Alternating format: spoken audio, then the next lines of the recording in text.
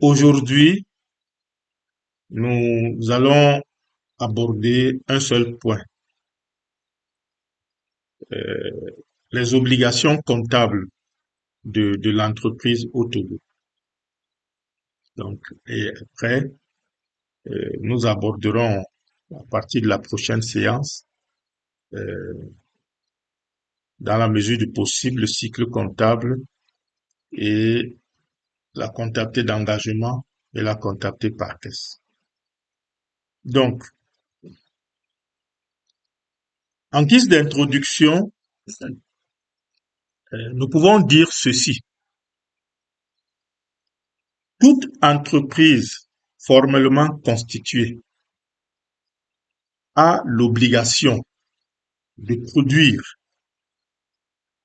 au moins une fois par an des états financiers conformes aux normes légales et réglementaires en vigueur dans sa zone d'implantation.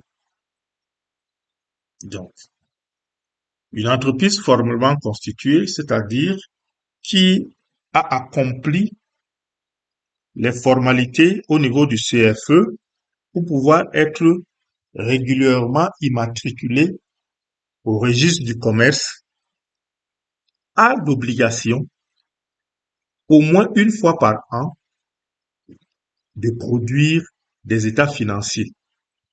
Et il ne s'agit pas seulement de produire des états financiers, mais ces états financiers doivent être conformes aux normes légales et réglementaires en vigueur dans sa zone d'implantation. Donc, une entreprise qui a été immatriculée au CFE du Togo, une entreprise qui est implantée au Togo, est soumise à des normes légales et réglementaires. Les états financiers que cette entreprise doit produire doivent être conformes à ces normes-là pour pouvoir être valables. Et je reprends ici une sorte de dicton que j'ai créé en quelque sorte. J'ai dit que une entreprise qui n'a pas une comptabilité conforme aux normes légales et réglementaires en vigueur au Togo est une nourriture pour l'administration fiscale. Une entreprise au Togo qui n'a pas une comptabilité conforme aux normes légales et réglementaires en vigueur est une nourriture à manger par l'administration fiscale. C'est-à-dire, tout peut vous arriver. Parce que si votre comptabilité n'est pas conforme aux normes en vigueur, vous ne pouvez pas produire les états financiers qui sont conformes aux normes. Et quand vos états financiers ne sont pas conformes aux normes, vos états financiers, les informations produites dans vos états financiers n'ont pas vraiment de valeur. Donc, on peut s'en passer. Donc, à tout moment, l'administration fiscale peut décider de ne pas les considérer. Et quand on ne considère pas vos informations, on peut vous faire ce qu'on appelle une taxation d'office. Et c'est ici la plaie par excellence que moi, j'ai observé des entreprises dans notre pays, le Togo. C'est pour cela que les gens ne comprennent pas pourquoi, quel que soit ce que vous avez fait, les impôts peuvent revenir, remettre tout en question et vous fixer. Et là, vous devez commencer à négocier. Tout simplement parce que vous n'avez pas un système comptable qui répond aux normes. Donc, c'est très important, ce bout de phrase-là, que toute entreprise formellement constituée a l'obligation de produire au moins une fois par an des états financiers conformes aux normes légales et réglementaires en vigueur dans sa zone. Quand vous avez des états financiers produits dans les normes, déjà même le respect de ces normes légales et réglementaires constitue pour vous une protection contre toutes sortes d'abus. Alors, un état financier, c'est quoi? Euh, Mon cher ami, sentez-vous libre de m'interrompre à tout moment pour poser une question s'il y en a, hein. Sinon, moi, je suis capable de parler jusqu'à 23 heures. D'accord. Surtout quand mon moteur est bien lancé là. Donc, si vous avez une question, vous m'interrompez et vous posez votre question. Nous sommes là pour vous. Un état, ok. Un état financier est un document comptable qui contient des informations sur la situation d'une entreprise. Ces informations peuvent porter sur l'état de sa structure financière, la composition de son patrimoine, l'évaluation de ses performances et la mesure de sa rentabilité. Vraiment, là, c'est tout un programme. Les gens ont l'habitude de produire les états financiers pour les impôts, mais ce n'est qu'une vue partielle des choses. On ne fait pas les états financiers que pour les impôts.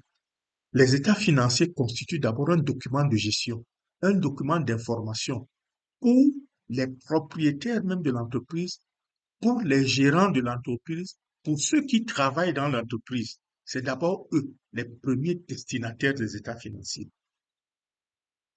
Les états financiers servent aux impôts pour pouvoir calculer l'assiette fiscale, pouvoir savoir quels sont les impôts que nous devons payer. Mais ce n'est pas sa première finalité. Avec les états financiers, nous pouvons connaître la structure financière de notre entreprise. Comment est-ce que les finances de notre entreprise sont structurées? Qu'est-ce qui nous appartient comme fonds propres? Quelles sont les dettes que nous avons? Les dettes à court terme, les dettes à long terme. Qu'est-ce que nous avons comme des actifs? Les actifs longs, les actifs courts. Et c'est très important.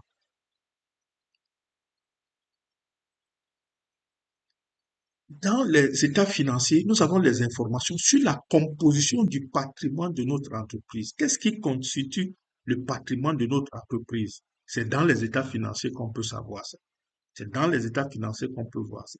C'est pour cela que moi, j'exhorte toujours les entreprises à tenir une très bonne comptabilité à jour qui permet même ceux qui travaillent dedans, à ceux qui sont les propriétaires, ceux qui gèrent l'entreprise, de savoir réellement où ils en sont. Les états financiers contiennent des informations sur les performances de l'entreprise. Ça permet d'évaluer les performances de l'entreprise. Est-ce que notre entreprise, nous sommes en train de performer? C'est très important. Et aussi, ça permet de mesurer la rentabilité. Est-ce que notre entreprise est rentable? Si oui, quel est le niveau de rentabilité? Donc, il y a toute une foule d'informations que les états financiers, n'est-ce pas, procurent. C'est pour ça que moi, j'ai toujours dit que si moi j'ai une entreprise, mon premier employé, c'est d'abord le comptable pour me produire des états financiers qui me permettent de savoir à tout moment là où je suis. C'est pas seulement pour les impôts. Donc, la comptabilité, ce n'est pas quand l'année est finie, il faut concocter quelque chose pour aller déposer aux impôts. Ça, c'est vraiment minimaliste. C'est d'abord pour l'entreprise. Les états financiers permettent à tout lecteur des comptes d'effectuer des comparaisons dans le temps. Très important.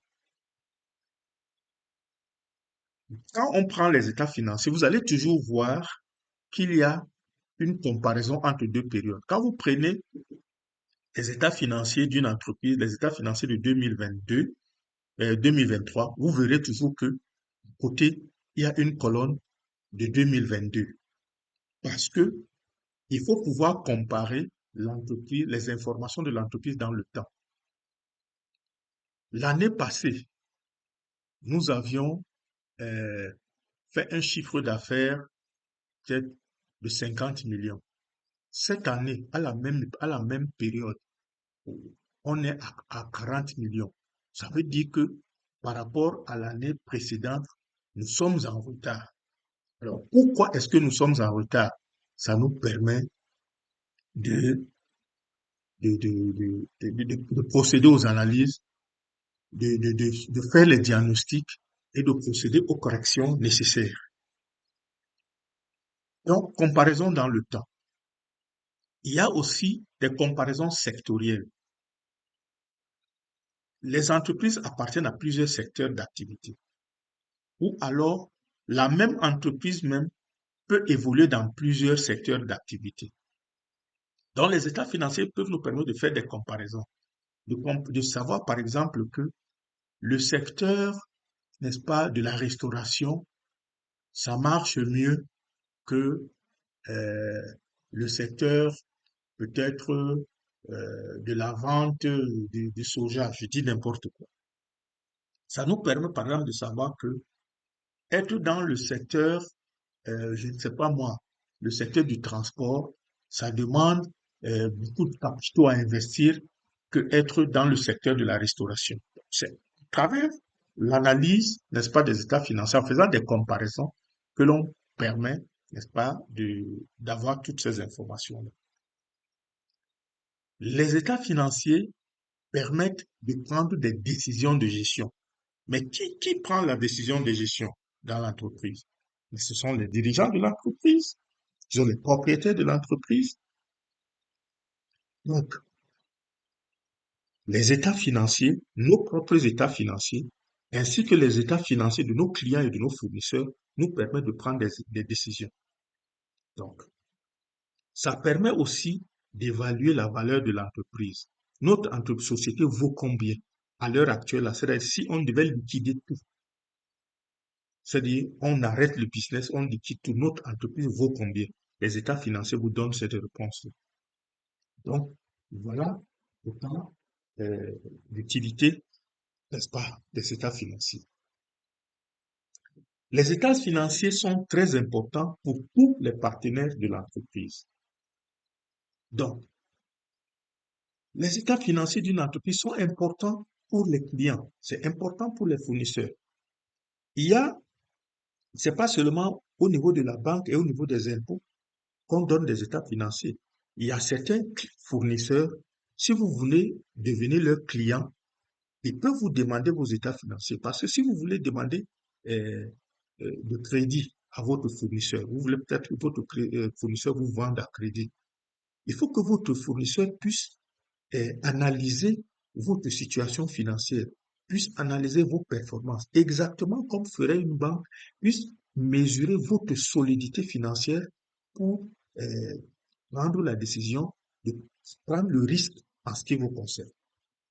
De la même façon, un client, euh, vous voulez fournir à ce client-là, mais le client veut s'assurer que celui-là qui veut me fournir, est-ce qu'il est solide? Est-ce que je ne vais pas commencer avec lui, il va se casser le nez? Est-ce qu'il peut vraiment me fournir? Jusqu'à quel niveau il peut me fournir? Et ça permet aussi de comparer par rapport à un autre fournisseur euh, qui est en concurrence avec vous. Donc, les états financiers sont très importants. Vous voyez ici que je n'ai même pas encore parlé des impôts. Je n'ai pas encore parlé de l'OTR. Les états financiers sont importants pour les partenaires de l'entreprise. Donc, normalement, une entreprise qui se porte bien, une entreprise qui peut avancer, doit pouvoir produire ses états financiers et pouvoir les donner à ses partenaires pour leur dire que, regardez, parce que ce n'est qu'à travers les états financiers qu'on peut réellement savoir ce que l'entreprise est, ce que l'entreprise vaut. Nous, par exemple, qui faisons souvent les investissements en bourse, nous étudions les états financiers des entreprises dans lesquelles nous voulons investir. Nous analysons leurs performances, nous analysons leur structure financière, leur solidité, et on essaye de se projeter et on décide alors de faire confiance à tel ou à tel.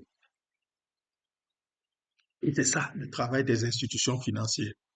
J'ai parlé de la banque, j'ai parlé de la microfinance. Et aujourd'hui, la microfinance est en développement et de plus en plus, euh, euh, on peut vous demander des états financiers là-bas.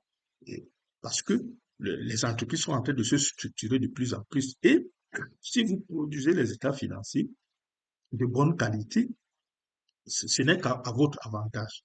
Parce que ça permet que vous soyez facilement lisible, que vous puissiez inspirer facilement confiance. Donc, les banques demandent des états financiers pour pouvoir avoir euh, une idée très claire de ce que votre entreprise vaut en termes de situation, en termes de solidité, en termes de performance, pouvoir vous faire confiance. Les investisseurs, bien sûr, quelqu'un qui a mis son argent dans l'entreprise, mais qu'est-ce qui peut lui permettre de voir clair, de comprendre si tout va bien ou pas, ainsi de suite. Ce sont les états financiers. Donc, les investisseurs sont des partenaires de l'entreprise et ils ont besoin de ces états financiers d'État. Quand on parle des États ici, il y a les impôts, l'administration fiscale, il y a la CNSS, il y a la direction du travail. Ce sont ces entités de l'État-là qui sont en interaction avec l'entreprise. Ils ont besoin des états financiers. Donc, quand vous déposez votre déclaration fiscale au niveau des impôts, vous l'accompagnez des états financiers, ça permet à l'État, à l'administration fiscale de vérifier est-ce que votre déclaration est cohérente vraiment avec vos éléments, votre situation. Et sinon, ils vont procéder aux ajustements pour que vous puissiez payer le juste impôt. La Caisse nationale de la sécurité sociale également, le ministère du Travail aussi.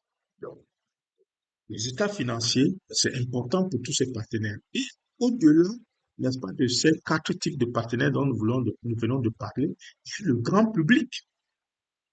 Le grand public aussi a besoin d'avoir l'information parce que une entreprise n'appartient pas seulement à ses propriétaires.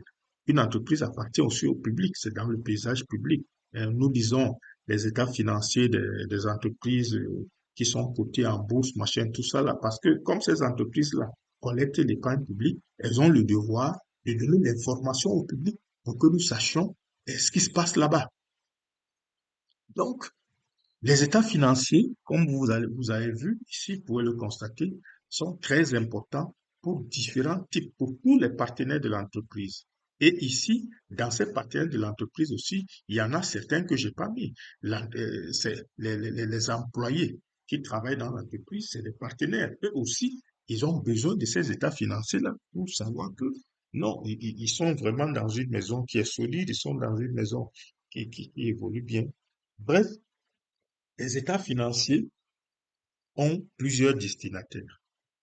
C'est pour cela que il y a un système comptable, c'est-à-dire les états financiers qui sont produits pour les besoins des partenaires externes est codifié. C'est pour cela qu'il y a une réglementation, il y a des normes en matière d'élaboration des états financiers. On ne les fait pas n'importe comment.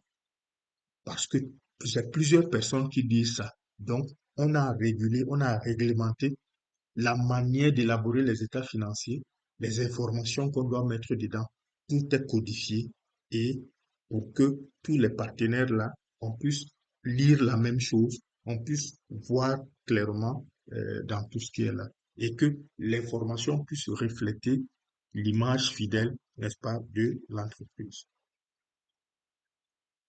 Donc, après cette introduction, parlons maintenant des obligations comptables d'une entreprise dans notre pays, le Togo, où nous sommes concrètement. Donc, quand on a une entreprise, de facto, nous avons les obligations comptables. Quelles sont ces obligations comptables? Parce que nous ne pouvons pas produire des états financiers conformes aux normes légales et réglementaires si nous ne savons pas les obligations qui pèsent sur nous en termes de comptabilité. Donc, toutes ces obligations-là tirent leur source, n'est-ce pas, dans des textes juridiques.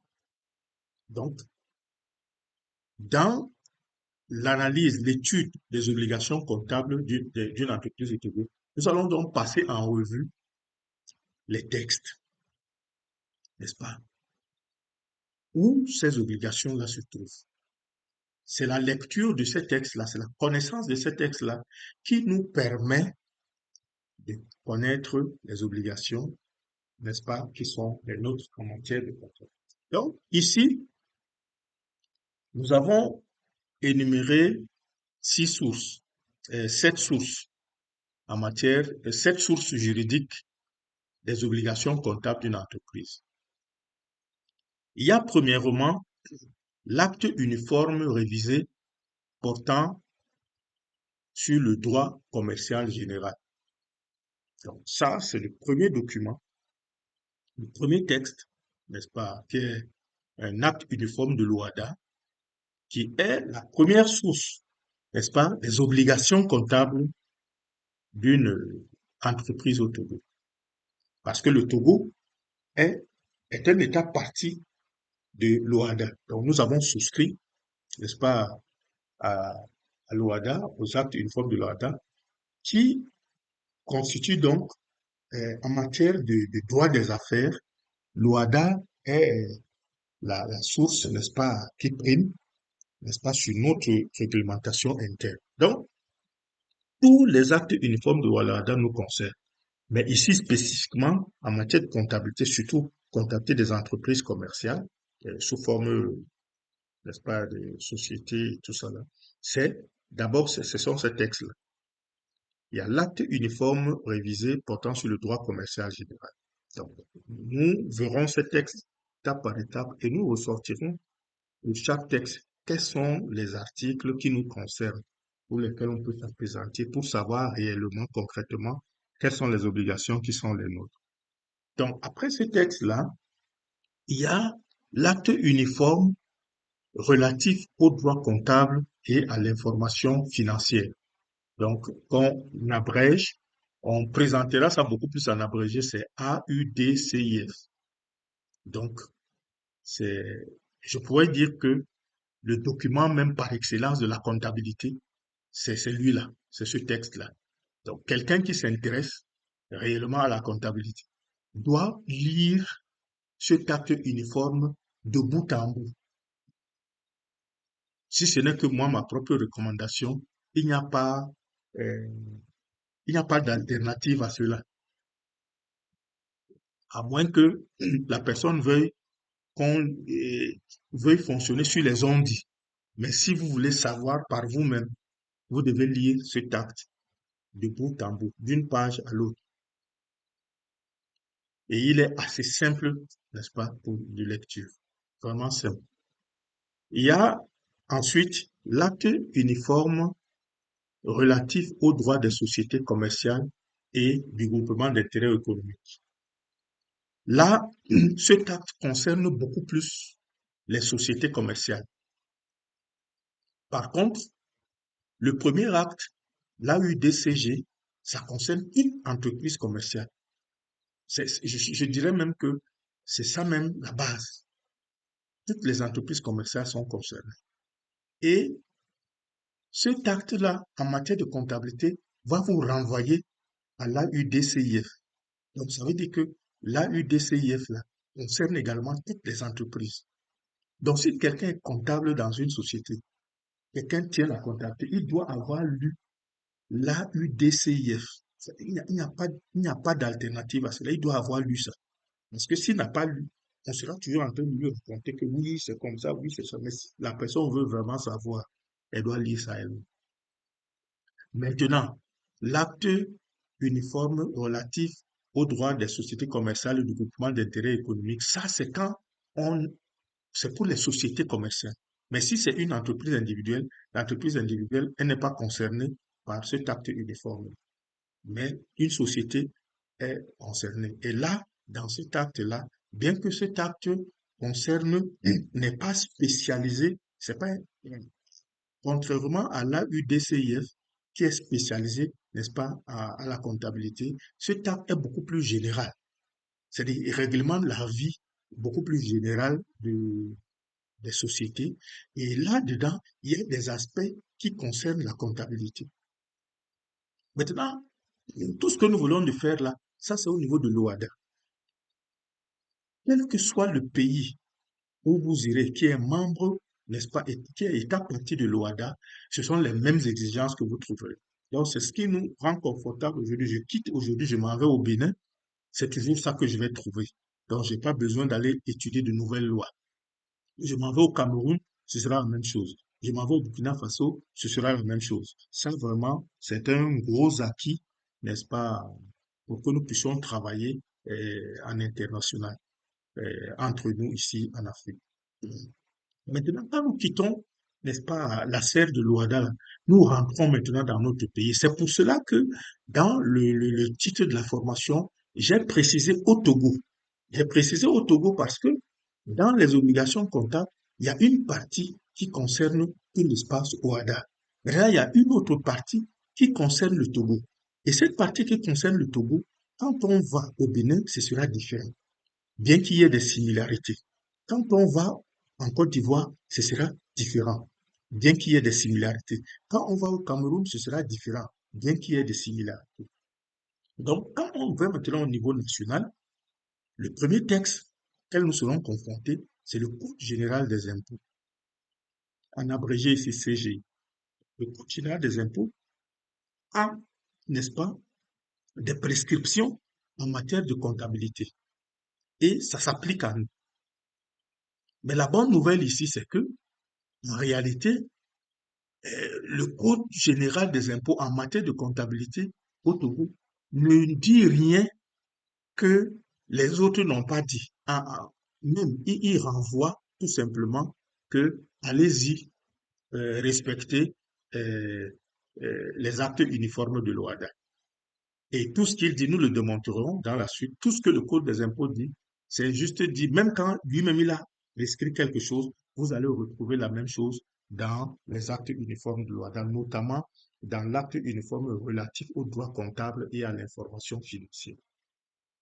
Nous avons le livre des procédures fiscales, qui est l'alter ego, n'est-ce pas, du Code général des impôts. Et même, euh, selon notre analyse, au niveau du Code général des impôts, vous allez trouver seulement deux articles qui vont parler de la comptabilité. Alors qu'au niveau des livres des procédures fiscales, vous en trouverez beaucoup. Pourquoi? Parce que le Code des impôts pose les définitions, pose les principes. Mais le livre des procédures fiscales, comme le nom dit procédure, va vous dire comment on fait les choses pas à pas.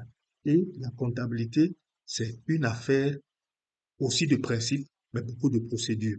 Donc, lui, il vous dit concrètement. Par exemple, le livre des procédures fiscales va vous dire, vous, votre entreprise, entre le système normal et le système minimal de trésorerie, quel est le système que vous devez utiliser? Il vous dit clairement cela.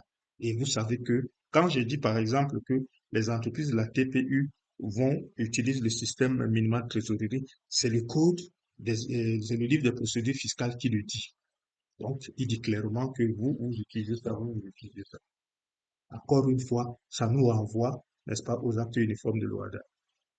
Autre chose que nous avons, c'est le code du travail du Togo. Quelqu'un va être étonné, mais qu'est-ce que le code du travail vient trouver dans la comptabilité? Mais oui, le code du travail vient jouer son rôle dans la comptabilité, a son mot à dire dans la comptabilité. Pourquoi? Parce que dans la comptabilité, vous gérez des salaires, vous gérez des employés. Donc, même le code du travail, bien que sa spécialité ne soit pas de parler de comptabilité, va quand même dire un ou deux mots qui vont doit prendre en considération dans la comptabilité. Quand un auditeur vient regarder votre comptabilité pour s'assurer que la comptabilité, elle est conforme, il y a des articles du Code du travail que si vous n'avez pas respecté, il y aura des points d'interrogation sur certains aspects de votre comptabilité. Donc, le Code du travail a aussi son mot à dire en matière des obligations comptables d'une entreprise autonome. Maintenant, il y a quelque chose qui va nous surprendre, il y a le code pénal. Et je dois vous avouer que le code pénal, c'est la première fois que moi-même, je mets ça dans une formation où je parle de la comptabilité. Mais j'ai constaté que le code pénal est aussi un document qui parle de la comptabilité, très très clairement. Et quand on dit code pénal là, le code pénal, c'est pas un bon mot. Parce que le code pénal là, c'est les sanctions, c'est les amendes, c'est la prison. Et oui, ça, ça existe aussi dans la comptabilité. Donc, nous allons voir les implications comptables. Vous allez vous rendre compte que en manipulant la comptabilité, si vous ne faites pas attention, vous êtes un prisonnier potentiel. Beaucoup de choses peuvent vous tomber dessus. Donc, nous verrons cela, n'est-ce pas, dans cette partie. Donc, voyons maintenant les obligations comptables selon l'acte uniforme révisé portant sur le droit commercial général.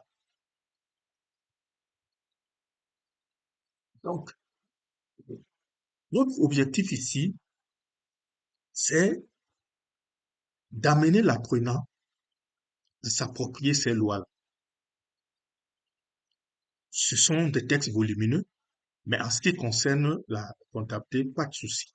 Nous avons donné des indications qui permettent d'aller rapidement au but et tout en s'imprégnant, n'est-ce pas, plus tard. En ce qui concerne l'acte uniforme révisé portant sur le droit commercial général, voilà, en matière d'obligations comptables, les références que nous donnons. Donc, dans cet acte uniforme-là, voici les parties qui touchent à la comptabilité. Nous avons 3 groupes d'articles ou 2 groupes d'articles qui nous parlent des obligations comptables. Donc, quand vous regardez ça, vous n'avez pas besoin d'aller dans tout le document. Nous avons déjà identifié tout ce qui concerne la comptabilité dans ce texte-là. Et vraiment, c'est un texte qui ne parle pas beaucoup de comptabilité. On va le voir tout à l'heure. Il n'y a que 6 articles dedans qui parlent de la comptabilité.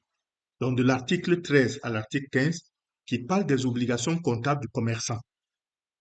Et de l'article 30 à 32, qui parle des obligations comptables de l'entrepreneur. Mais ici, nous avons isolé dans la partie qui concerne l'entrepreneur, l'article 30 qui définit l'entrepreneur, parce que c'est une notion qui n'est pas habituelle.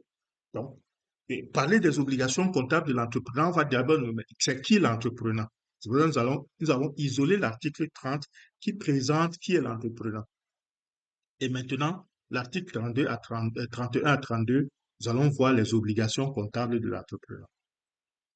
Ici, le but pour nous, c'est que nous puissions identifier qui au Togo est l'entrepreneur au sens de l'article 30 de l'acte uniforme portant sur le droit commercial général de l'OADA. Donc, nous allons le voir tout à l'heure. L'article 13, alinéa 1 de l'acte uniforme révisé portant sur le droit commercial général dit ceci. Tout commerçant, personne physique ou morale, doit tenir tous les livres de commerce conformément aux dispositions de l'acte uniforme relatif à l'organisation et à l'harmonisation des comptabilités des entreprises. Donc, dans son 13e article, premier alinéa, l'acte uniforme, en fait, cet acte uniforme qui concerne toutes les entreprises commerciales au Togo, nous dit que tout commerçant, ça veut dire que toute entreprise commerçante, commerciale, qu'elle soit personne physique, qu'elle soit personne morale, doit tenir tous les livres de commerce conformément aux dispositions de l'article uniforme, de l'acte uniforme relatif à l'organisation et à l'harmonisation des comptabilités. Ce que vous constatez ici, vous constatez que cet acte uniforme renvoie à un autre acte uniforme, qui est l'acte uniforme relatif à l'organisation et à l'harmonisation des comptabilités des entreprises, AUD CIF. C'est l'AUDCIF là qui est même l'acte uniforme spécialisé en matière de comptabilité. Donc, l'autre renvoie, c'est bon, allez-y voir. Mais moi, je vous dis que tout commerçant doit respecter tout ce que cet acte uniforme a dit. Donc, cela veut dire qu'il n'y a pas d'entreprise commerciale au Togo qui échappe à l'acte uniforme euh, relatif à l'organisation et à l'harmonisation des comptabilités. La comptabilité est une obligation pour toute entreprise qui existe. C'est pour cela que je dis encore que beaucoup d'entreprises, la plupart, 90%, 95% même des entreprises, 98% même des entreprises au Togo sont la nourriture de l'administration fiscale parce qu'elles n'ont pas de comptabilité qui respecte ce que l'acte uniforme relatif au, à l'organisation et à l'harmonisation des comptabilités des entreprises dit. Et quand votre comptabilité n'est pas selon ces normes-là, on rejette tout ce que vous produisez comme état financier est rejeté. Donc, par conséquent, on peut vous faire taxation d'office. Et c'est ça qui donne la force, n'est-ce pas, une force surdimensionnée aux impôts par rapport à tous les opérateurs. Donc, ils viennent chez toi, tu n'as pas une comptabilité faite selon les normes, et ils te mettent au garde à vous. Et c'est eux qui vont dire, ils sont libres de dire que bon, écoutez, euh, on vous taxe 150 millions et vous commencez à supprimer. Mais si vous avez fait votre comptabilité selon les normes réglementaires, c'est-à-dire selon ce que l'acte uniforme relatif à l'organisation et à l'harmonisation des comptabilités en Afrique, des entreprises dit, ils sont obligés de s'arrêter et commencer à suivre comment vous avez fait les choses. On ne peut plus vous traiter n'importe comment. Ça, c'est un point très, très important. C'est la base même de tout. Vous ne pouvez pas être à l'abri, n'est-ce pas, des taxations de l'administration fiscale si vous n'avez pas une comptabilité qui répond aux normes. Ça, c'est quelque chose que je dis par expérience. Quand votre comptabilité répond aux normes, c'est très difficile qu'on vous surprenne. Et vous-même, à l'avance, même, vous savez là où il y a les failles. Et parfois, ils n'ont même pas le temps pour voir toutes ces failles-là. Mais si vous ne répondez pas, si c'est évident que votre comptabilité ne répond pas à ces normes-là, bon, ils sont même pas obligés de regarder. Vous pouvez donner vos pièces comptables, ils sont même pas obligés de regarder ça. Parce que pour qu'une comptabilité soit valide, c'est tout un processus. C'est tout un ensemble de règles qu'il faut avoir observées. Ce n'est pas seulement avoir les reçus. C'est une affaire d'organisation. C'est une affaire de procédure. C'est plein, plein de choses. Et toutes ces choses-là sont dans l'acte uniforme relatif à l'organisation et à l'harmonisation des comptabilités des entreprises. Et ça, c'est le premier message que nous voulons lancer dans cette formation, à travers cette formation-là. Donc, quand on va très rapidement, parce que l'acte uniforme là a UDCG dans son article 13 à l'alinéa 2, 1 là, a parlé des livres de commerce. Donc, rapidement, nous avons voulu voir quels sont ces livres de commerce. Donc, quand on part à l'article 19, puisque, comme vous voyez, cet acte uniforme vous dit seulement que, bon, si vous voulez voir la comptabilité, allez-y, regardez dans l'autre acte uniforme. Donc, cet acte uniforme a rendu les livres de commerce suivants obligatoires. Il y a le livre journal, il y a le grand livre, il y a la balance générale des comptes et le livre d'inventaire. Voilà 4 livres. Quand vous allez à l'article 19 de cet acte uniforme-là, ça va vous donner la liste de ces 4 documents. Donc voilà les 4 livres de commerce qui sont obligatoires. On doit toujours les trouver dans une comptabilité qui se veut conforme aux normes. Elle peut être une comptabilité manuelle, elle peut être une comptabilité informatisée, mais toujours est-il que ces éléments doivent être présents. Et cet acte uniforme donne toutes les informations concernant ces différents documents. La deuxième chose que l'acte uniforme révisé relatif au droit commercial général dit en matière de comptabilité, c'est que il doit en outre, il ici c'est le commerçant, parce que là-bas on avait dit que tout commerçant doit tenir tous les livres conformément au dispositif de l'acte uniforme relatif à l'organisation et à la rémunération des comptabilités des entreprises.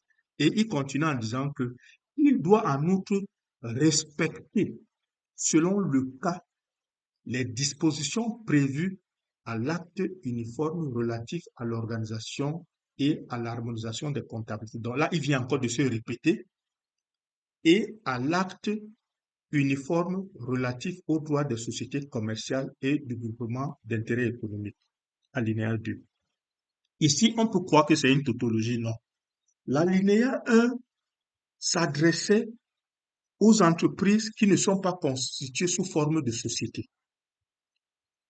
Là, il a dit à ces entreprises-là que vous devez respecter l'acte uniforme relatif à l'organisation et à l'harmonisation des comptabilités des entreprises. Vous respectez ça. C'est ce que l'alinéa 1 dit. Ça, c'est l'alinéa 1. Et l'alinéa 1 là dit que vous devez tenir tous les livres de commerce conformément à l'acte uniforme qui organise la comptabilité.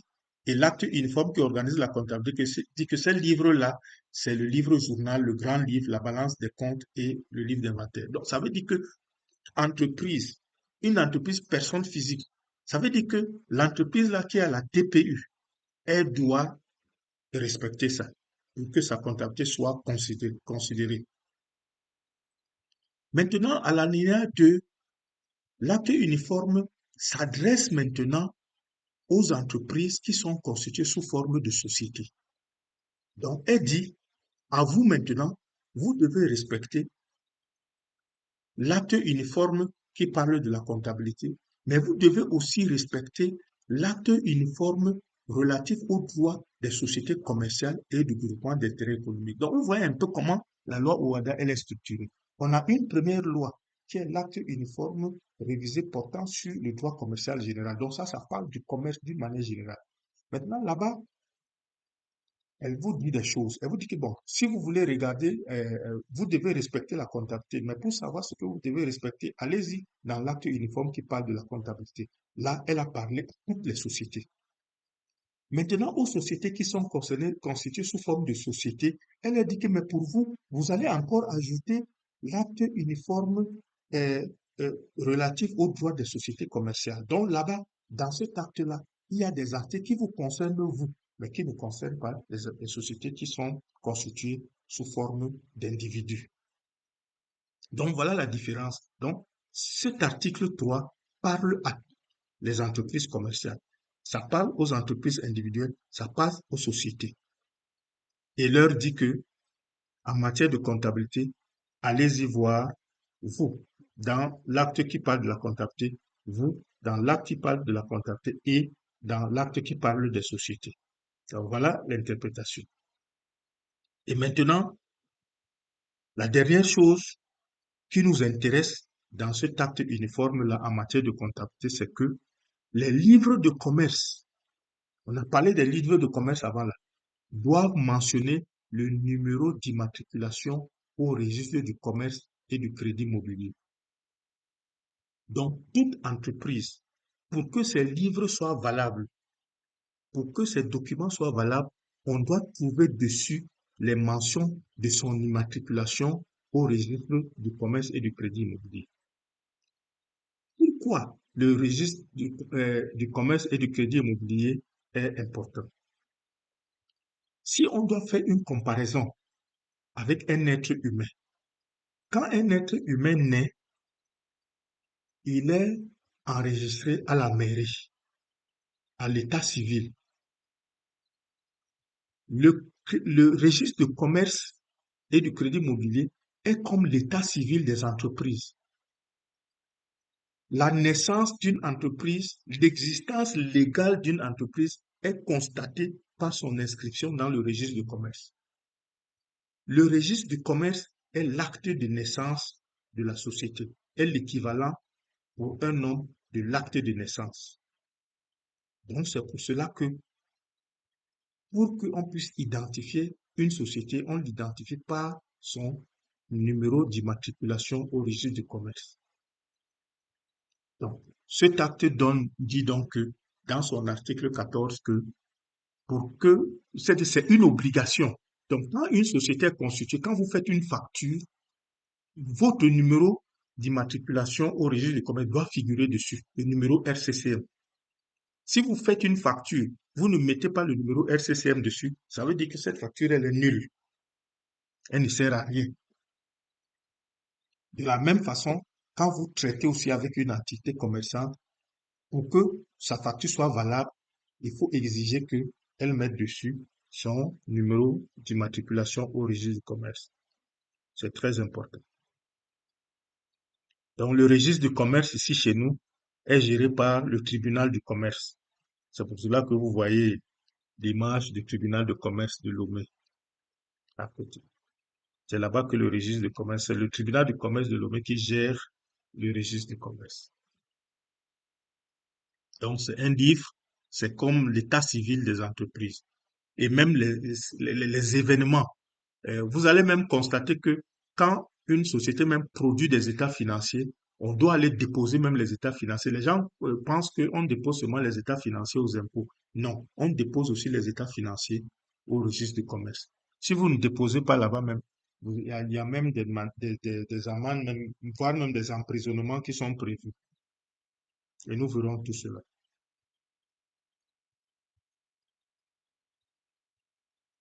Donc, toujours en matière de comptabilité, il y a une autre chose que l'acte uniforme dit, c'est que toute personne morale commerçante doit établir tous les ans ses états financiers de synthèse conformément aux dispositions de l'acte uniforme relatif à l'organisation et à l'harmonisation des comptabilités des entreprises et à l'acte uniforme relatif aux droits des sociétés commerciales et du groupement d'intérêt économique. Donc, ces états financiers sont le bilan, le compte de résultats, le travaux de plus de trésorerie s'il y a lieu et les notes annexes. Donc, vous voyez que tout ce que l'acte uniforme portant sur le droit commercial général fait en matière de comptabilité, c'est de nous renvoyer à l'acte uniforme qui porte sur la comptabilité, c'est de nous renvoyer à l'acte uniforme qui porte sur le droit des sociétés commerciales pour les cas des sociétés commerciales. Et quand on va rapidement au niveau de l'acte uniforme sur la comptabilité, quels sont les états de synthèse que l'entreprise doit produire chaque année là. On voit le bilan, le compte de résultats, le travaux de plus de trésorerie et s'il y a lieu, les annexes. C'est pour cela que dans nos états financiers, on a le bilan, on a le compte de résultats, on a les travaux les tableaux de flux de trésorerie et on a les notes annexes. Donc là, si vous allez à l'article 25 à 24 à 34 de cet acte-là, vous allez voir ces détails-là. Donc, nous mettrons à votre disposition tous ces actes-là. C'est téléchargeable sur Internet, sur le site de l'OADA. Mais dans notre classroom que nous allons constituer, tous ces documents seront accessibles en libre téléchargement. Et je vous exhorte vivement à aller consulter, à revoir tous ces articles que nous avons énumérés là et à les relire. Donc, ici maintenant, nous allons parler de l'apprenant. On ira à l'article 30, alinéa 1 de l'acte uniforme révisé portant sur le droit commercial général. Là, maintenant, l'acte uniforme introduit donc la notion d'apprenant. Donc, ça introduit ici la notion d'apprenant. Okay. Donc, d'entreprenant, pardon. Donc, l'entreprenant, au sens de la loi OUADA, là, c'est un entrepreneur individuel, personne physique, qui, sur simple déclaration prévue par le même acte, exerce une activité professionnelle, civile, commerciale, artisanale ou agricole. Bon, lu comme ça, là, ça veut ne rien dire. Ça veut tout simplement dire que, en fait, vous allez vous rendre compte que on a allégé les procédures pour créer les entreprises personnes physiques. Et tout ça, là, c'est pas au hasard. Ça, c'est la mise en marche de l'OADA. La TPUQ qui a été mise en place là, c'est les conséquences de l'OADA. Bon, pour faire court, nous avons analysé dans notre contexte du Togo, celui qu'on appelle l'entrepreneur, là, c'est l'entreprise individuelle dont le chiffre d'affaires annuel est inférieur à 30 millions et qui est inscrit au régime fiscal de la TPU forfaitaire. Donc, par exemple, notre ami D2 Agro, D2 Agro est enregistré à la TPU forfaitaire. C'est une entreprise individuelle. Donc ça, c'est l'entrepreneur. Donc, le statut de l'entrepreneur ici, c'était pour faciliter l'entrée de formalisation des gens. Donc, on s'est dit que peut-être que ça peut être un peu compliqué d'être formellement constitué. On va donner la possibilité aux gens de se formaliser tout en allégeant les procédures, n'est-ce pas, de formalisation. Donc, c'est de là qu'est venu le statut d'entrepreneur. Et ce statut d'entrepreneur aujourd'hui, dans sa concrétisation au niveau du Togo, C'est ça qui correspond à la TPU forfaitaire. Donc, c'est les entreprises individuelles dont le chiffre d'affaires est inférieur à 30 millions. En ce qui nous concerne, nous, le Togo, c'est ça l'entrepreneur. Donc, on ne va pas aller chercher loin. Et c'est très important de savoir qui est l'entrepreneur ici au Togo parce que quand tu vas aller dans les actes uniformes de l'OADA, tu vas trouver là-bas ce qui concerne l'entrepreneur et tu sauras quelle est la loi qui lui a appliquée. Donc, qu'est-ce que l'acte uniforme? Là, l'acte uniforme de l'OADA n'a pas eu besoin de nous renvoyer à l'acte uniforme qui parle de la comptabilité. Donc, il a déjà réglé les problèmes comptables de l'entrepreneur. Donc, voici ce qu'il a dit. Vous allez remarquer que quand il parlait de la comptabilité du commerçant, il a dit allez-y, regardez dans l'acte uniforme qui parle de la comptabilité. Pour les sociétés, allez dans les actes uniformes de la société. Mais pour l'entrepreneur, l'acte uniforme a réglé ça directement. Donc, qu'est-ce que cet acte uniforme a dit? Il a dit que l'entrepreneur est tenu d'établir dans le cadre de son activité, au jour le jour, un livre mentionnant chronologiquement l'origine et le montant de ses ressources en distinguant les règlements en espèces des autres modes de règlement d'une part, la destination et le montant des emplois d'autre part. Le dit livre doit être conservé pendant 5 ans au moins. Voilà l'exigence comptable qu'on a donné à l'entrepreneur. Donc, en d'autres mots, voilà l'exigence comptable qu'on a donnée à l'entreprise qui est enregistrée à la TPU forfaitaire. Et quand vous allez dans le Code général des impôts, vous allez retrouver ce même article qui dit ça, comme ça.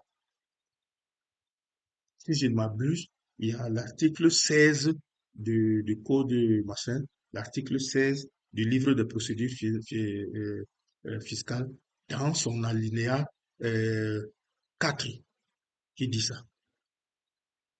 Exactement la même chose.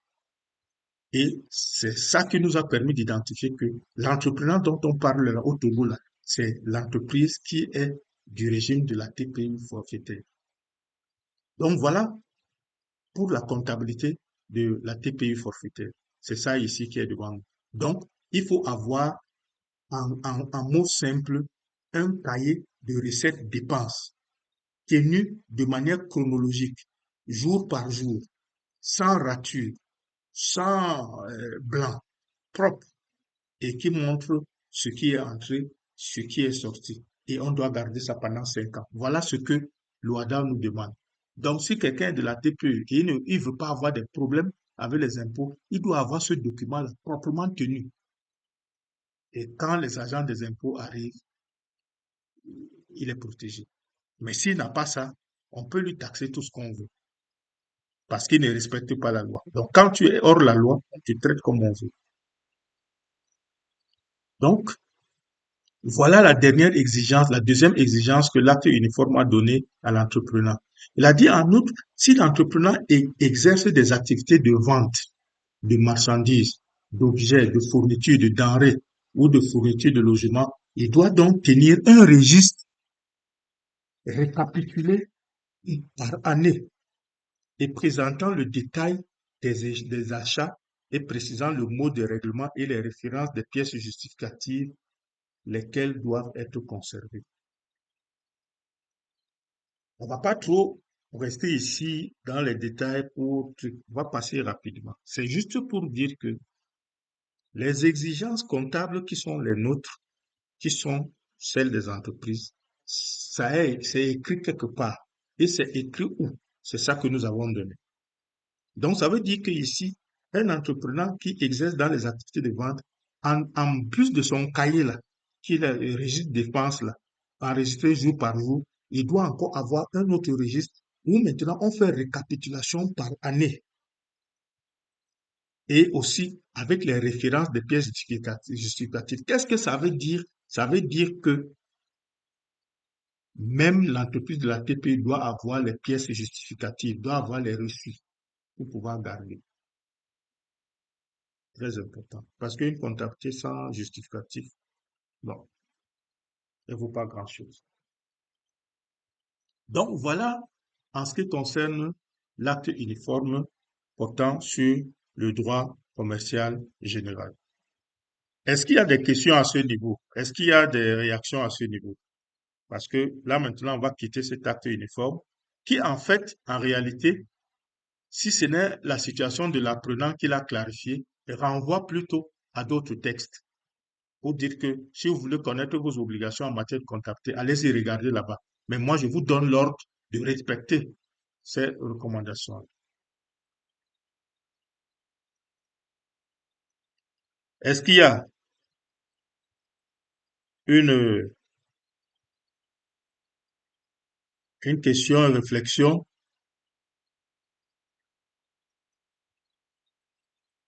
ou bien on peut continuer? D'accord. Donc, je vais reprendre le partage.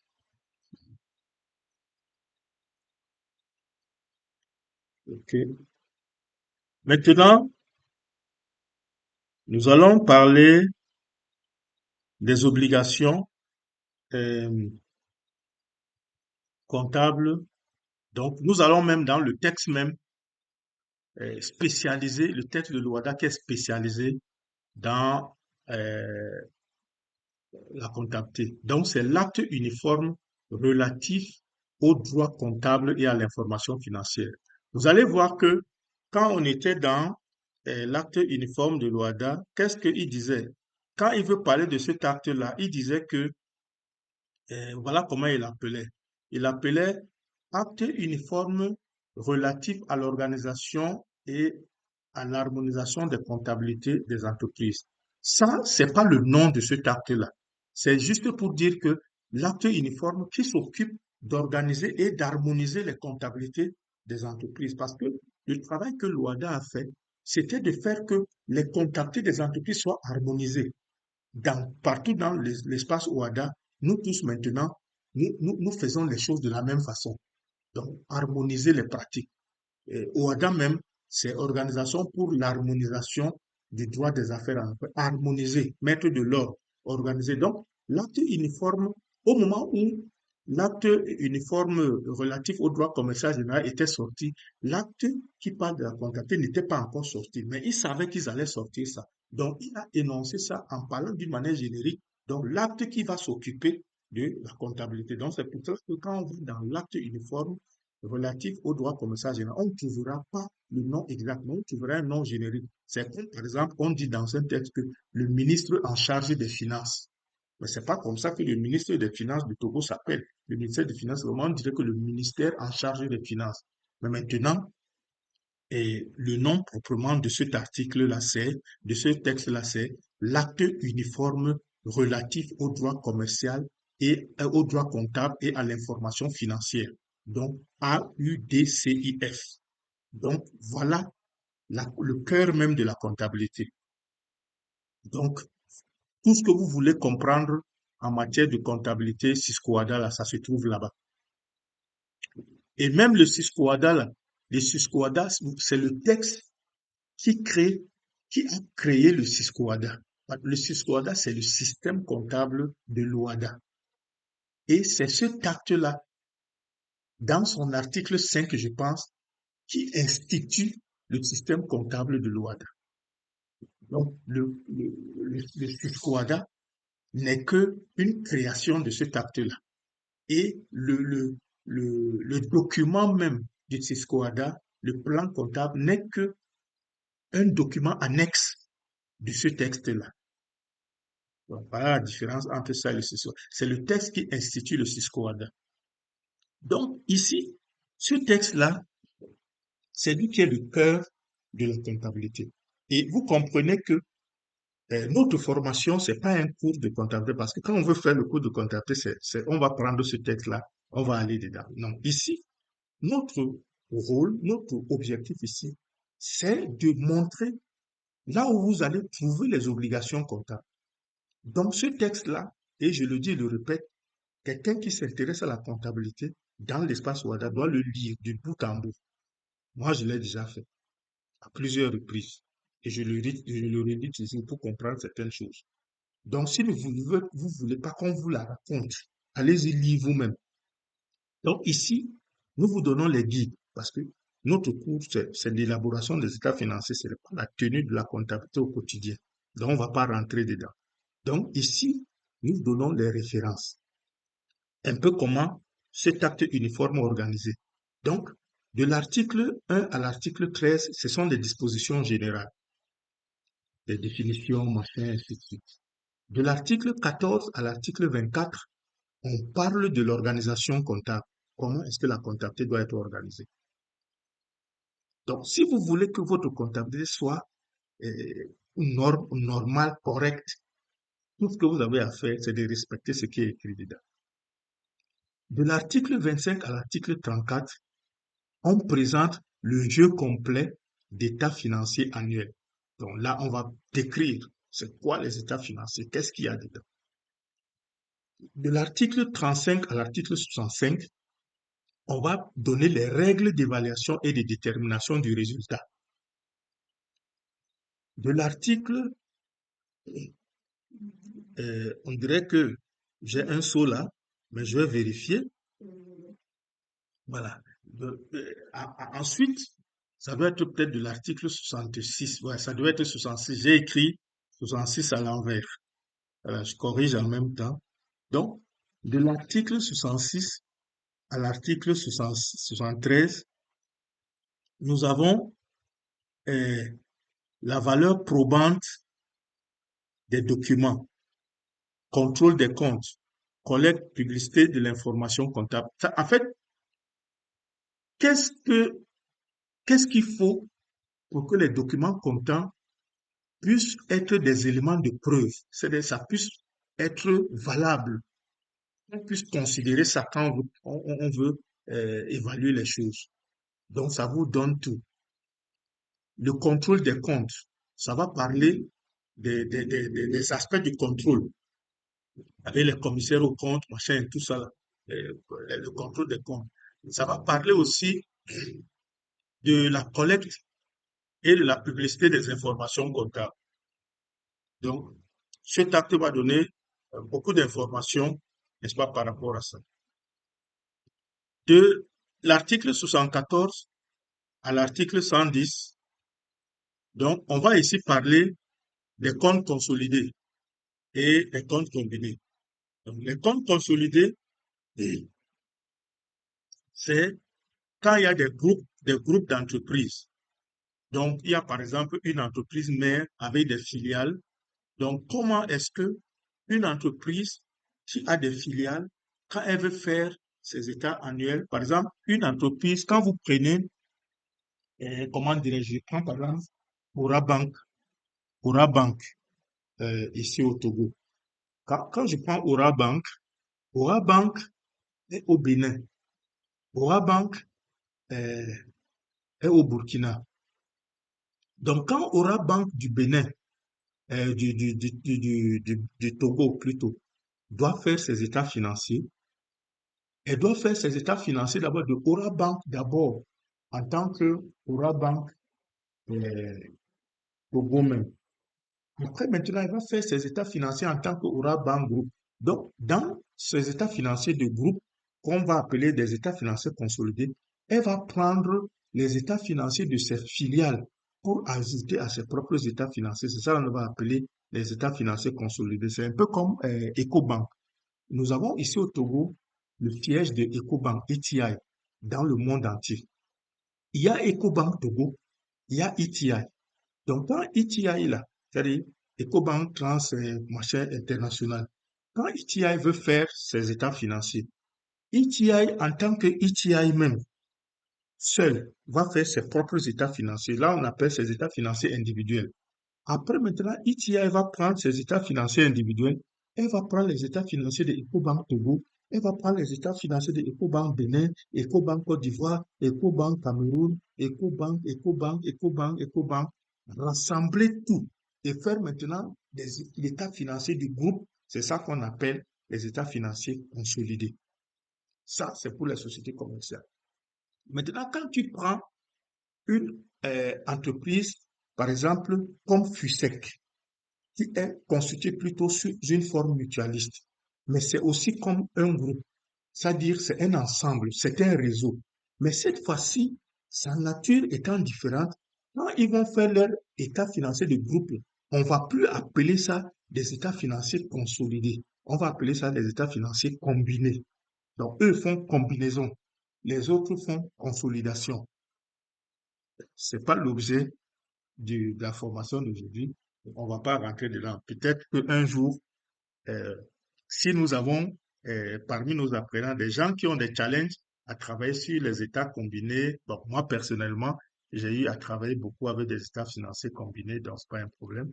Donc, c'est ça un peu ce qu'on peut dire. Maintenant, on va à l'article 11, 111. Donc, au niveau de l'article 111, on nous parle des sanctions pénales. Vous avez vu pourquoi on a parlé du pénal? Donc, dans l'acte uniforme euh, sur la comptabilité et l'information financière, il y a des sanctions pénales. Donc, il y a un article 111 qui parle des sanctions pénales. Donc, cela veut dire que quand quelqu'un touche à la comptabilité, quand quelqu'un traite la comptabilité, il n'a qu'à savoir qu'il y a sanction pénale. Et c'est quelque chose sur lequel nous voulons insister dans cette formation, les sanctions pénales. Parce que les gens ne voient pas trop ça. Le chef d'entreprise, parce que c'est lui le premier chef d'entreprise, il n'a qu'à savoir qu'il y a des sanctions pénales en matière de comptabilité. Ça n'a rien, j'ai pas parlé des impôts, hein, ça n'a rien à voir avec les impôts, mais il y a des sanctions pénales. Maintenant, il y a l'article 111.1 à 113 qui parle des dispositions transitoires et puis finales. Donc, voilà l'architecture, n'est-ce pas, de l'acte uniforme qui traite de la comptabilité pour tous les pays de l'espace OADA, dont fait partie le Togo. Donc, je vous encourage à le parcourir. Ce n'est que 113 articles. Donc, quand quelqu'un se concentre bien, en une semaine, vous avez fini toute la lecture et vous avez une idée, n'est-ce pas, des choses. Et vous pouvez approfondir. Et je crois que nous aurons même des formations où nous allons revenir sur ça. Nous avons une formation qui est prévue sur la tenue de la comptabilité. Mais là, c'est une formation qui sera un peu longue parce que je crois que elle va faire au moins 3 mois. Là, on va vraiment aller pas à pas pour maîtriser très très bien la comptabilité. Donc, on aura à côtoyer, n'est-ce pas, de près ce texte-là qui sera notre outil de travail quotidien. Donc, nous allons quand même voir quelques articles dedans, histoire de sortir certains éléments saillants. Ici, par exemple, euh, qu'est-ce que nous remarquons que déjà au début de cet acte uniforme nous dit, on voit ceci que toute entreprise commerciale, personne physique ou morale, est soumise aux dispositions de l'AUDCIF et doit mettre en place pour l'information externe et pour son propre usage une comptabilité générale conforme au dit acte uniforme. Donc ici, le message est très clair. Le premier message, vous voyez, les deux premiers articles de cet acte nous disent que toute entreprise commerciale, qu'elle soit sous forme de personne physique, qu'elle soit sous forme de personne morale, doit être d'abord soumise à toutes les dispositions de cet acte uniforme. Donc, toute entreprise commerciale qui est sur l'espace OADA est obligée de faire tout ce que les 113 articles de ce texte-là disent.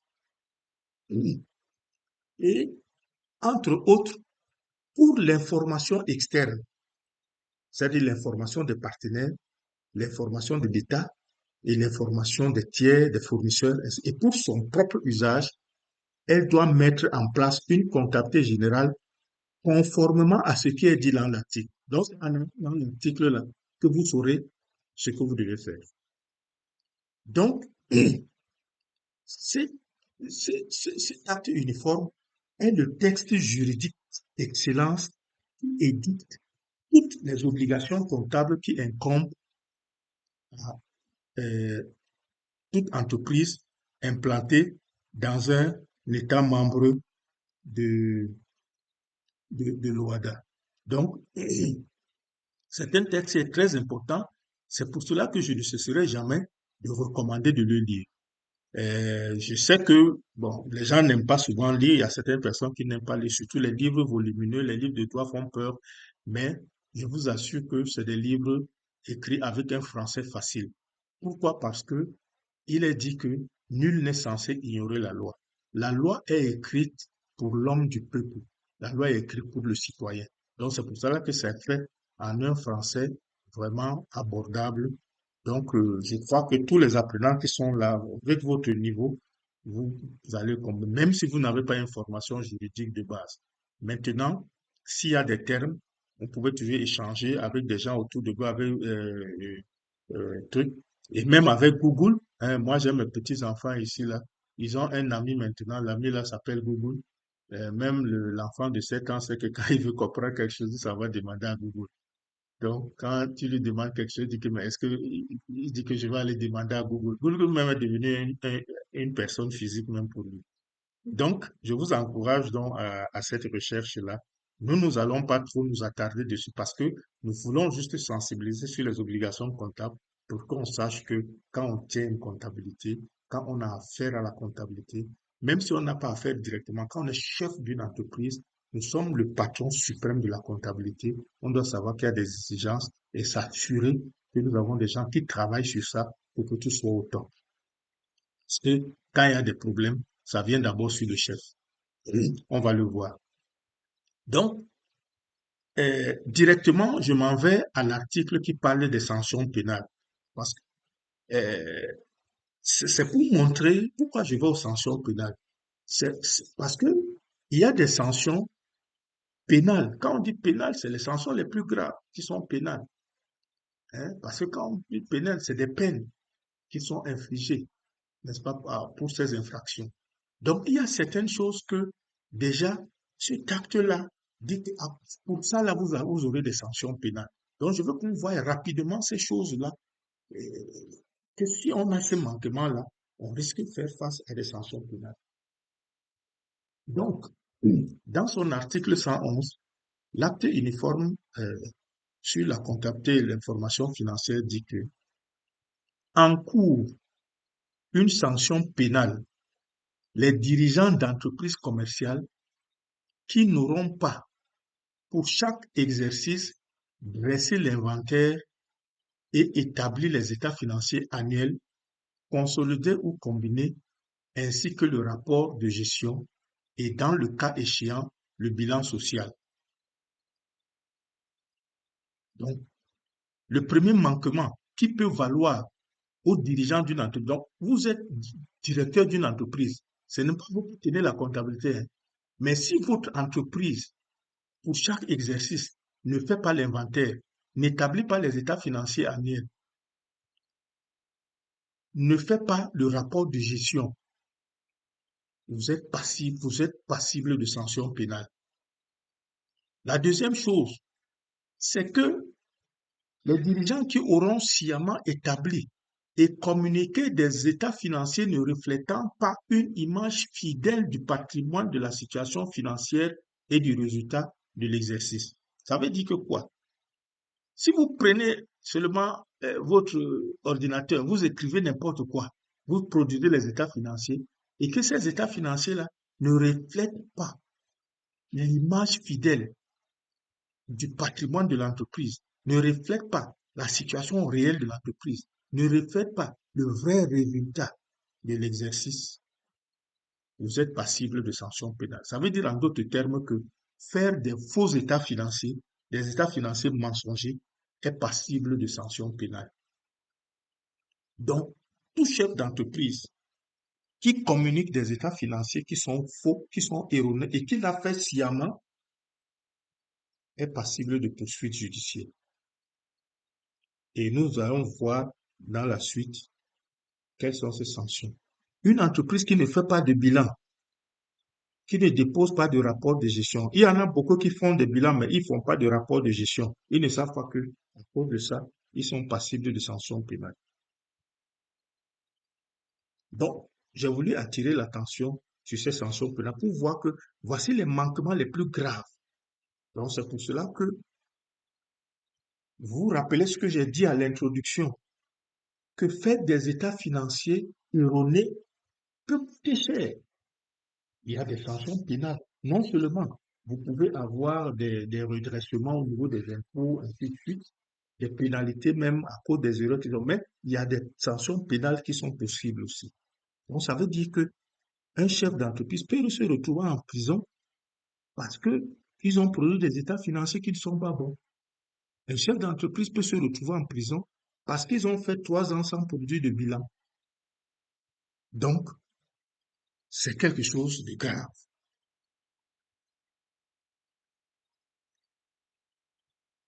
Et ici, quand nous avons vu l'acte uniforme portant sur le droit commercial général, il nous avait renvoyé à l'acte uniforme portant sur le droit et la comptabilité de l'information financière. Et il nous a également renvoyé à l'acte uniforme relatif aux droits des sociétés commerciales et du groupement d'intérêt. Donc, ça, c'est un acte uniforme qui ne concerne que les sociétés, c'est-à-dire les SARL, les SARLU, les SA, les SASU, les SAS, les SAU, les GIE. Donc, tous ceux qui sont euh, euh, des sociétés, donc, ils vont, ils sont concernés par cet acte uniforme-là.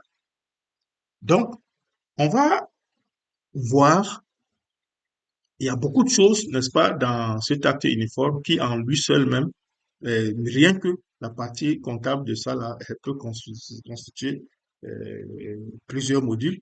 Même assez rapidement, j'ai dit, l'idée est de vous montrer que ici, voilà les éléments pour aller chercher et vous saurez si c'est une société en, en, en plus des exigences qu'on trouve dans l'acte uniforme qui parle de la comptabilité, vous avez aussi d'autres aspects dedans qui concernent, qui sont en lien avec la comptabilité. Donc, là, rapidement, quand on va dans cet acte-là, donc je vous ai dressé là un ensemble d'articles, n'est-ce pas, qui donnent des aspects qui touchent à la comptabilité. Donc, nous avons d'abord un premier groupe d'articles qui va parler des états financiers de synthèse annuelle et de l'affectation du résultat. Donc, vous savez, une société, à la fin d'exercice, on doit faire les états financiers de synthèse. Maintenant, il doit y avoir des assemblées générales, on doit approuver les comptes, on doit affecter le résultat. Donc ça, les sociétés font ça. Les entreprises individuelles ne font pas ça. Mais les sociétés, même si la société, vous êtes seul, une SARU, vous devez faire ça aussi. Donc, il y a de l'article 137 à l'article 146, il y a l'article 269 et il y a l'article 452 qui parlent, n'est-ce pas, des états financiers de synthèse annuelle et de l'affectation du résultat. Là, ça va vous donner une idée de comment les choses doivent se passer en ce qui concerne une société. Maintenant, quant à ce qui concerne le contrôle de la société, parce qu'il y a un contrôle sur la comptabilité de la société. Donc, quand vous prenez le deuxième groupe d'articles, l'article 150 à 158.1, l'article 289 à 289.1, l'article 307, l'article 345 alinéa 6, l'article 376 à 381, l'article 526, l'article 694 à 734, vous allez trouver les aspects qui portent sur le contrôle de la société. Ça peut être le contrôle par les associés, ça peut être le contrôle à travers certains experts tels que les commissaires aux comptes. Il y a certains types d'entreprises telles que les sociétés anonymes. Quand vous avez une société anonyme, vous devez obligatoirement appointer un commissaire aux comptes qui est un expert comptable agréé, n'est-ce pas, et dont le rôle est de venir donner son opinion sur les états, sur d'abord votre comptabilité, votre système de contrôle interne et sur vos états financiers pour s'assurer qu'ils vont donner son opinion par rapport au respect, n'est-ce pas, des normes légales et réglementaires en matière d'état financier et de comptabilité par rapport à ce que vous avez produit et qui donne cette opinion-là. l'expert comptable, le commissaire au compte, c'est vous qui le recrutez, c'est vous qui le payez. Mais il ne vous est pas soumis. Il doit donner un avis indépendant. Et à côté de ça, il y a l'autre groupe d'articles là qui parle des assemblées générales annuelles. Dans les sociétés, il y a une instance très importante qui est l'assemblée générale annuelle. Chaque société doit tenir au moins une fois une assemblée générale annuelle pour statuer sur les comptes, approuver les comptes. Une société qui ne tient pas les assemblées générales, les dirigeants de cette entreprise sont passibles de prison. Donc, il y a le groupe d'articles là, le 288, le 306, le 345, le 388, le 525, le 546 à 559, qui permettent de voir un peu les assemblées générales. Et ces articles vont parler des assemblées générales pour différents types de sociétés. Il y a les sociétés euh, en commandite simple, il y a les sociétés en nom collectif, il y a les sociétés à responsabilité limitée, il y a les sociétés par action simplifiée et les sociétés anonymes. Donc, tous ces articles, ça donne un peu pour tel type de société, comment ça se passe pour les assemblées générales, pour tel autre type, comment ça se passe pour les assemblées générales. Et en dernier ressort, nous avons maintenant un dernier groupe d'articles qui parle encore des infractions pénales. Donc, même cet acte uniforme-là sur les sociétés a aussi prévu des infractions pénales. Donc, il y a, par rapport à tout ce que cet article-là dit, le non-respect de ces dispositions-là expose les dirigeants. Les premières personnes qui sont exposées, c'est les dirigeants de l'entreprise. Parce que quand quelque chose n'est pas fait, on estime que c'est les dirigeants qui n'ont pas fait. Donc, individuellement, en tant que le PDG, en tant que le DG, en tant que le PCA, vous êtes susceptible d'encourir une peine de prison à cause de ce que la société dont vous êtes le responsable n'a pas respecté certaines dispositions de l'acte uniforme euh, portant sur le droit des sociétés commerciales et de groupements d'intérêt économique. Donc, dans tous ces types d'infractions-là, nous nous sommes concentrés seulement sur des infractions qui ont trait au manquement concernant la comptabilité. Sinon, il y a beaucoup d'infractions, mais nous nous sommes concentrés seulement sur les infractions pénales, n'est-ce pas, liées à la comptabilité.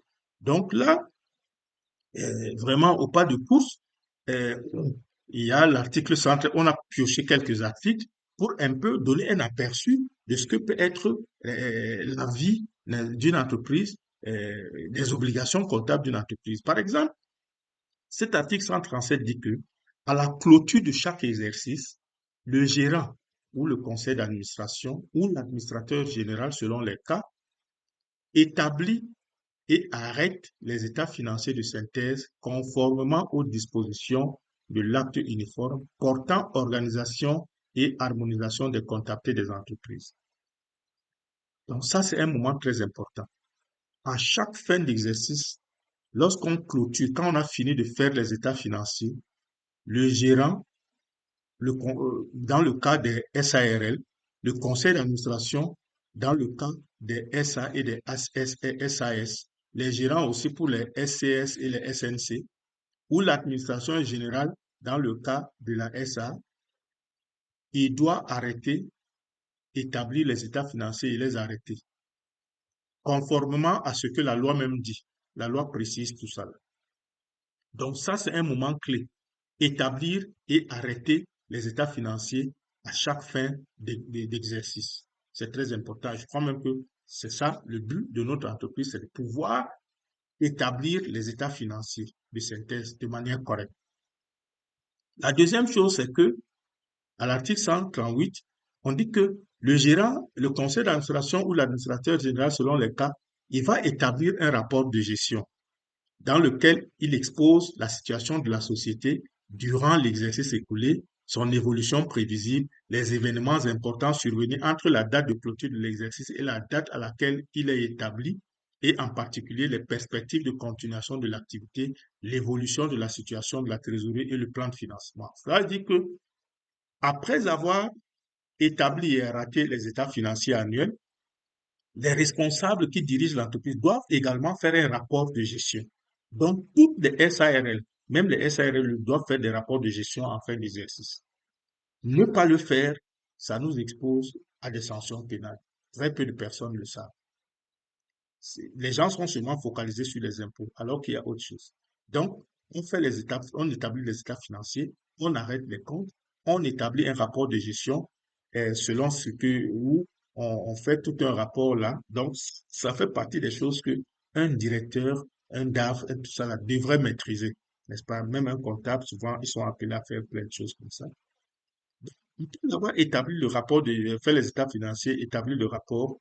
Maintenant, dans les sociétés anonymes, et, et très souvent, dans les SARL, ces états financiers-là, on va les adresser à un commissaire aux comptes. Donc, on va faire le rapport de gestion, on prend le rapport annuel, on le donne au commissaire aux comptes. Pour que le commissaire aux comptes vérifie et donne son opinion si oui ou non ces documents-là sont conformes.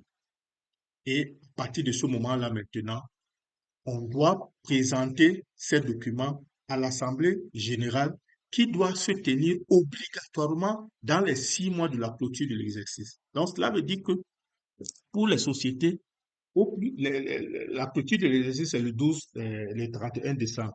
Donc, au plus tard, le 30 juin, il faut que la société ait tenu une assemblée générale. Donc, vous voyez un peu, eh, l'exercice est fini. Il faut établir et arrêter les états financiers de synthèse. Il faut faire le rapport de gestion. Dans certains cas, il faut les transmettre à un commissaire aux comptes. Mais si vous n'avez pas de commissaire aux comptes, directement, vous passez à l'Assemblée générale pour pouvoir informer, n'est-ce pas, les propriétaires de l'entreprise. Et maintenant, qu'est-ce que l'Assemblée générale fait? Dans l'article 142, l'Assemblée générale, maintenant, va approuver les comptes là et va décider de l'affectation des résultats dans les respect des dispositions légales et statutaires. Et elle va constituer maintenant des dotations pour la réserve générale et pour les réserves statutaires. Et quand c'est fait, en même temps, elle procède aussi après donc l'approbation des états financiers. Et si on constate qu'il y a des sommes distribuables, l'Assemblée maintenant peut déterminer de faire peut-être des réserves facultatives ou alors, s'il y en a toujours, elle va distribuer les bénéfices, ce qu'on appelle les dividendes. Et elle peut également garder une autre somme pour un report à nouveau. C'est-à-dire, il y a une somme qu'on n'a pas distribuée immédiatement, mais qu'on reporte la distribution ou bien l'utilisation à plus tard. Donc, voilà, en fait, le train quotidien qui est incompressible pour une société. À la fin de l'exercice, les dirigeants arrêtent les états financiers et ils font un rapport de gestion. Ils soumettent ça à un commissaire au compte s'il y a lieu. Ils présentent ça à l'Assemblée générale. L'Assemblée générale approuve les états financiers. L'Assemblée générale affecte les bénéfices s'il y a lieu. Et maintenant, on passe. Donc, en plus de ça, quand vous avez fini maintenant, les états financiers ont été approuvés. Voilà une chose que beaucoup de sociétés ne font pas. Vous devez maintenant, les états financiers qui ont été approuvés par l'Assemblée générale, vous avez un mois pour aller déposer ça au registre du commerce. Et cela veut dire que les entreprises, en dehors des états financiers que vous déposez au niveau des impôts, vous devez également déposer les états financiers au niveau du registre du commerce, au niveau du tribunal du commerce. Très peu d'entreprises le font. Et la loi dit que le fait de ne pas faire tout ceci, il y a des sanctions qui sont prévues. Bien.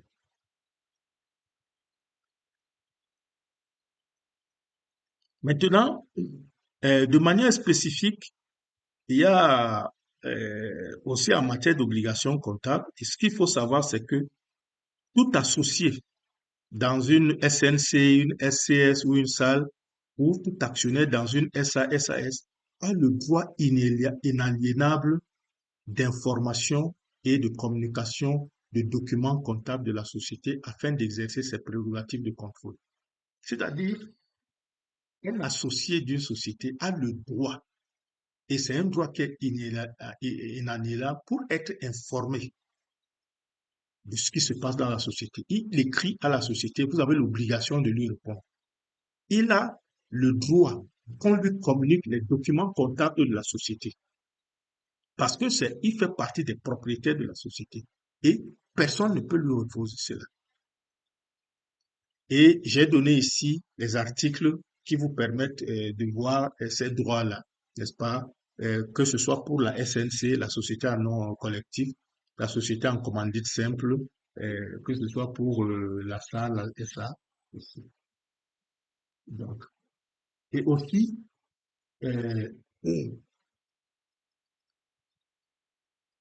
je vois une question.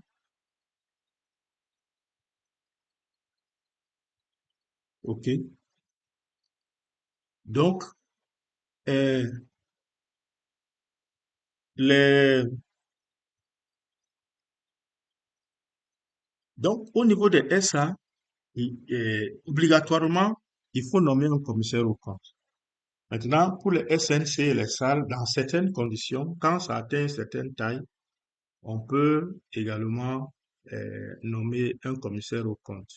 Donc, le commissaire au compte, lui, il a pour mission permanente de vérifier les valeurs et les documents comptables de la société, de contrôler la conformité de sa comptabilité aux règles en vigueur.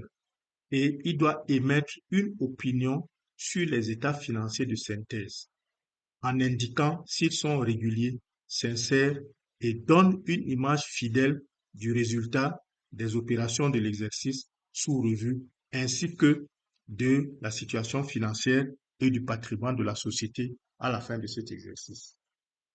Donc, euh, voilà le rôle du commissaire aux comptes. C'est pour cela que il est très important que cela se sache.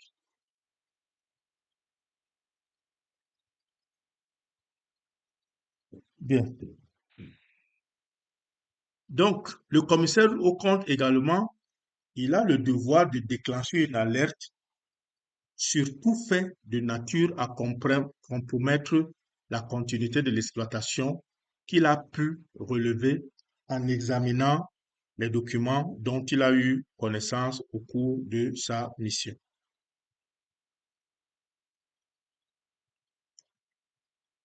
Donc, l'acte uniforme sur les sociétés commerciales et groupements d'intérêt économique donc, prévoit les sanctions. Et ces sanctions sont prévues à l'encontre des dirigeants, notamment pour le défaut d'inventaire ou un inventaire frauduleux, la dissimulation de la véritable situation financière de la société par l'élaboration d'états financiers mensongers, le défaut ou le retard de dépôt des états financiers approuvés par l'Assemblée générale, le défaut de nomination de commissaire aux comptes, la non-convocation d'Assemblée générale. Donc, voilà les choses qui peuvent faire en sorte que des dirigeants de société puissent se retrouver en situation, n'est-ce pas, d'infraction pénale. Il y a aussi le Code général des impôts du Togo qui aussi prévoit, n'est-ce pas, quelques dispositions en matière de comptabilité. Mais ce qu'il faut retenir ici, bon, on a donné quelques références. Il y a l'article 100, alinéa 2 du Code général des impôts qui parle des amortissements. Il y a l'article 138 qui parle des obligations comptables des contribuables à la TPU. Il y a l'article 16 du livre des procédures finales fiscales. Il y a l'article 23, il y a l'article 46 à 50, l'article 56, l'article 61 et suivant. Donc, qui donne qui ressort les obligations normalement en matière de liasse fiscale pour l'IRPP, pour l'IS, pour la TPU et aussi les obligations comptables du redevable TVA. Donc, tous ces aspects-là, en réalité, vous allez remarquer que euh, la réglementation fiscale du Togo, en fait, consacre pour tous les contribuables l'obligation de tenir une comptabilité dans le respect des dispositions prévues en la matière par l'AUDCG et le CISCOADA, en réalité. Donc, or, la UDCG prescrit le respect, selon le cas des dispositions prévues par la UDCIF et la USGCIE. Et d'autre part, l'AUDCIF est le texte instituant le CISCOADA. Donc, en bref, le Code général des impôts et le livre des procédures fiscales du Togo édictent le respect des actes uniformes de l'OADA en matière de comptabilité et du droit des sociétés, tout simplement. Maintenant, au niveau de l'acte uniforme sur la comptabilité, on a deux modes de présentation des états financiers annuels, ainsi que deux modes de tenue de compte. On a le système normal et on a le système minimal de trésorerie. Donc, étant donné que la comptabilité constitue l'épine dorsale des déclarations fiscales, il ressort donc du livre des procédures fiscales en son article 16 que les entreprises relevant du régime du bénéfice réel d'imposition sont placées sous le régime de la déclaration selon le système normal.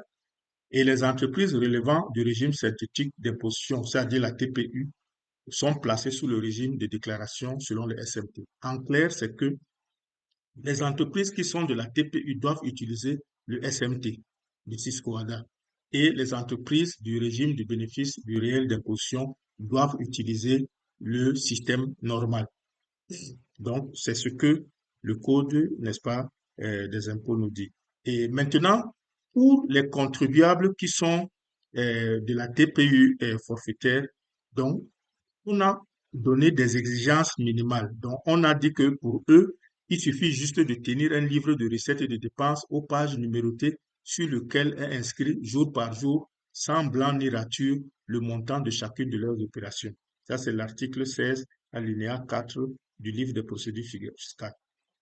Or, nous remarquons que ces obligations comptables-là sont les mêmes que ceux auxquels l'acte uniforme portant droit commercial général a soumis l'entrepreneur. Donc, à l'article 30, tel que défini à l'article 30. Et quand on regarde ici, on fait un rappel de cet acte uniforme, on voit que c'est la même chose. Donc, c'est ça, on disait que le contribuable de la TPI forfaitaire, c'est celui l'entrepreneur. Et il a, n'est-ce pas, des exigences comptables minimales. Donc, au niveau du code du travail, le code du travail aussi a des prescriptions comptables, mais c'est juste au niveau de l'article 163, alinéa 2 du code du travail, qui institue donc le bulletin de paye comme la pièce comptable qu'il faut avoir pour matérialiser le paiement des salaires. Donc, c'est renforcé par l'article 166 du code du travail. Donc, vous avez ici le texte intégral, ici, les employeurs ont l'obligation d'établir des bulletins de paie individuels en guise de pièces comptables matérialisant le paiement des salaires. En outre, l'employeur a l'obligation de tenir un livre de paie, c'est-à-dire un registre spécial dans lequel mention est faite du paiement des salaires. Donc, voici ce que le Code du travail dit. Donc, il y a des éléments comptables en ce qui concerne le traitement des salaires que le Code du travail du Togo a édicté et que on doit respecter pour que notre comptabilité soit conforme en ce qui concerne les salaires. Donc, du moment que vous avez des salariés, vous devez respecter cette prescription-là.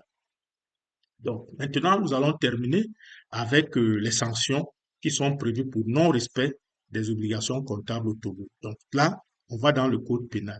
Vous allez voir que euh, toutes ces sanctions-là, les actes uniformes qui ont prévu les sanctions ont renvoyé dans le code pénal du Togo. Et quand vous allez dans le code pénal du Togo, on a trois groupes ici en ce qui concerne la comptabilité. Nous avons l'article 1107 à 1109 qui parle des infractions relatives à la gérance et à l'administration et à la direction des sociétés. Nous avons le groupe d'articles de 1120 à 1123 qui parle des infractions relatives au contrôle des sociétés. Et nous avons le troisième groupe, 1155 à 1156, qui parle des infractions relatives à l'organisation et à l'harmonisation de comptabilité des entreprises. Donc, rapidement, ici, nous voyons que le Code pénal du Togo a prévu des sanctions pénales pour les dirigeants d'entreprise et les commissaires aux comptes en cas de non-respect de certaines obligations comptables édictées par la réglementation en vigueur, faisant ainsi planer le risque de peine d'emprisonnement de 6 mois à 3 ans et ou des amendes de 200 000 à 6 millions de francs CFA avec une possibilité de déchéance pouvant aller jusqu'à 5 ans. Donc, en résumé, il y a dans le code pénal les articles que j'ai donnés là, si vous allez regarder, vous allez voir en détail. Mais ici, on doit retenir que il est prévu pour les dirigeants d'entreprise et pour les commissaires aux comptes, pour certaines infractions, des peines qui peuvent aller de 6 mois de prison à 3 ans de prison et ou des amendes de 200 000 francs CFA à 6 millions de francs CFA. Et en plus, il y a la possibilité de déchéance professionnelle allant jusqu'à 5 ans. Déchéance professionnelle, ça veut dire que on t'interdit d'exercer sur le plan professionnel pendant un certain temps. Ça peut aller jusqu'à 5 ans. Donc, un commissaire aux comptes, par exemple, qui n'a pas révélé certaines informations délictuelles, on peut le suspendre pendant 5 ans. Il n'a pas le droit de faire le travail de commissaire aux comptes. Un dirigeant aussi, en plus de ces peines-là, il peut aller en prison et il sort de la prison et on lui dit que pendant 5 ans, il ne va plus jamais diriger une société. Voilà des éléments qui sont prévus. Donc, euh, il y a aussi certains aspects, par exemple, l'absence d'inventaire, des inventaires frauduleux, ça peut coûter de 1 à 3 ans de prison avec 1 million à 6 millions d'amendes.